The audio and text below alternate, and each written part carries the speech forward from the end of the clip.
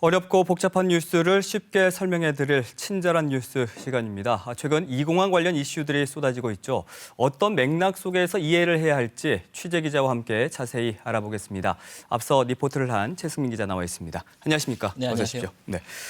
일본에는 언제 취재하러 다녀오신 거예요? 네, 이제 지난해가 되는데요. 지난해 12월 중순쯤에 한 5박 6일 일정으로 다녀왔습니다. 최승민 기자가 해외 취재를 간 사이에도 이공항 뉴스는 쏟아졌습니다. 네.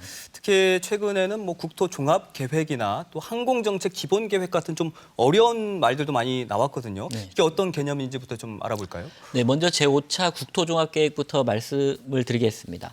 가장 먼저 말씀드린다는 건 그만큼 중요하다는 뜻인데요. 네. 국토종합계획은 대한민국 국토 전체의 장기적인 발전 방향을 제시하는 종합적인 성격의 법정 계획으로 국내 최상위 국토공간 계획입니다. 국가의 장기적인 국토정책 방향을 제시하는 성격을 갖고 있습니다. 이번에 수립된 제5차 계획은 올해인 2020년부터 2040년까지 20년간 계획으로 구상이 됐습니다. 그러면 이번 제5차 계획에 제주 관련 내용은 어떤 게 담겼습니까? 네, 4차에 이어 이번 5차 계획도 지금 지역 주도형 발전 정책을 택하고 있는데요.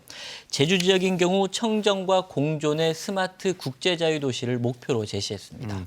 청정, 공존, 스마트 어떻게 보면 좋은 단어들만 남은 네. 것 같은데 어떤 내용들이 구체적으로 담긴 건가요? 네, 국제자유도시 교통 인프라를 확충하기 위해서 자연 친화형 제2공항과 신항만 건설을 추진한다고 제시했습니다. 네. 또 제주 권역간 교통 연결 체제를 구축하고 장기적으로 신교통수단 도입을 검토하고 있습니다.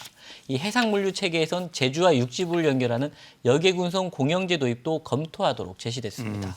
제주 사회에서 여전히 논란이 많은 제2공항을 국토 계획에 포함시킨 거네요. 네. 그럼 이게 어떤 의미인가요? 이거 사업이 확정됐다 이렇게 볼 수 있는 겁니까? 네, 꼭 그런 뜻은 아닙니다. 국토종합계획은 일종의 가이드라인적인 성격을 갖고 있는데요. 네. 국가가 앞으로 20년 동안 이런 방향으로 국토 정책을 추진하겠다는 의지의 표현으로 보면 될 것 같습니다. 그렇다고 법정 계획에 포함된다는 의미가 단순히 가이드라인으로 그치는 건 아니지 않나요? 네, 그렇습니다. 법정 계획이 되면 관련 예산을 확보할 수 있는 근거가 되거든요. 이 공항 사업 진행에 탄력이 붙었다. 이렇게 해석할 수 있을 것 같고요. 다만 국토종합계획은 한 번 정하면 확정되는 게 아니라 바뀌기도 합니다. 이전 정부에서 혹시 5+2 경제권으로 추진하겠다 이런 얘기 들어보셨습니까? 네, 들어봤습니다. 네. 이렇게 정권이 바뀌면 정책 방향도 바뀌기 때문에 계획도 수정이 될 수가 있습니다. 제4차 국토종합계획의 경우 2000년 첫 수립 이후에 2006년과 2011년 이렇게 두 번이나 계획이 바뀌기도 했습니다. 그러면 이번에는 항공정책 기본 계획도 좀 알려주시죠. 네, 국토교통부는 지난 3일자로 제3차 항공정책 기본계획을 확정 고시했습니다. 아까 국토종합계획을 말씀을 드렸는데요. 이 국토종합계획은 하위 11개의 기간시설계획으로 나눠지는데 항공정책 기본계획이 이 11개 계획 가운데 하나입니다. 특히 항공 분야에선 또 최상위 법정 계획이기도 한데요. 이번 계획은 2020년부터 24년까지 5년 동안 항공 정책의 비전과 전략을 담았다고 보면 되는데 눈길을 끄는 내용이 공항을 지역 경제, 기업 성장의 플랫폼으로 구축한다는 겁니다. 이게 어떤 내용이냐면 간단히 말해서 공항을 단순한 교통 인프라가 아닌 지역 신산업을 육성하는 기지로 전환한다는 개념인데요. 지방자치단체와 공항이 협력적 체계를 구축한 가운데 이 공항과 지역 산업을 연계해서 지역 개발과 산업기지 육성을 위한 지원을 강화한다는 내용입니다. 이 항공정책 기본 계획이 국토종합계획보다는 좀 더 구체적인 계획인 거네요. 그렇다면은 제주 상황과도 더 밀접한 연관이 있을 것 같아요. 네, 최근에 제주도는 제2공항 운영권 참여를 본격 논의한다고 하면서 그 근거로 이제 3차 항공정책 기본계획에 나온 내용을 들었습니다. 특히 내년부터 터미널과 활주로 등 공항 인프라 전반에 대한 투자와 운영에 대해서 지방자치단체의 참여를 검토한다는 내용이 들어가 있거든요. 네. 제주도는 이를 토대로 공항 운영에 참여할 수 있는 가능성이 높아진 것으로 지금 보고 있습니다.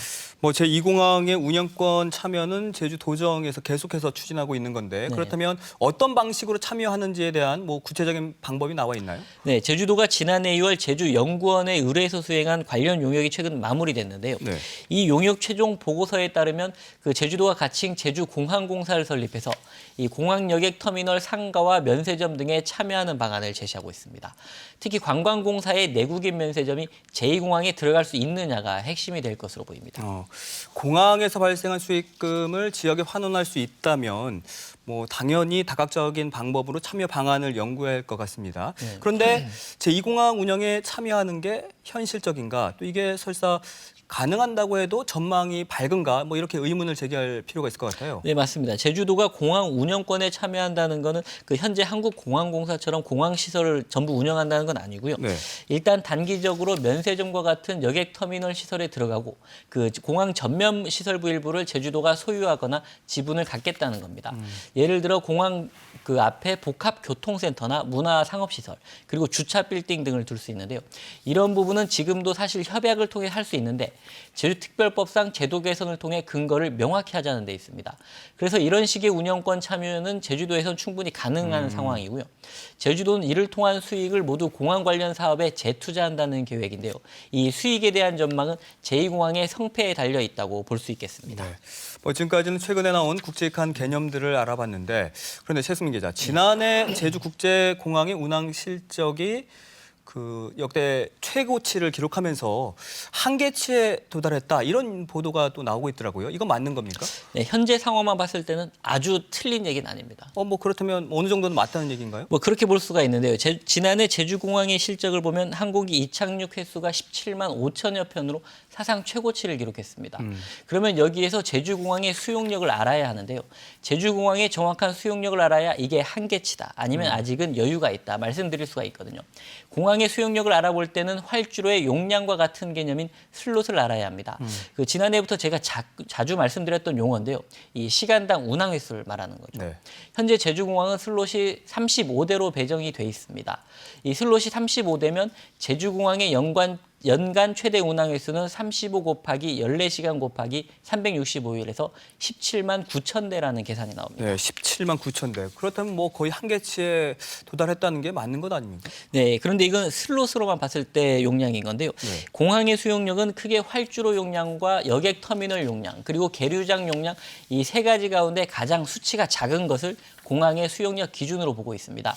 저희가 지난해 정보공개 청구를 통해 입수한 한국공항공사의 자료를 보면 제주공항의 활주로 용량은 시간당 40회에서 최대 44회까지로 분석이 됐습니다. 네.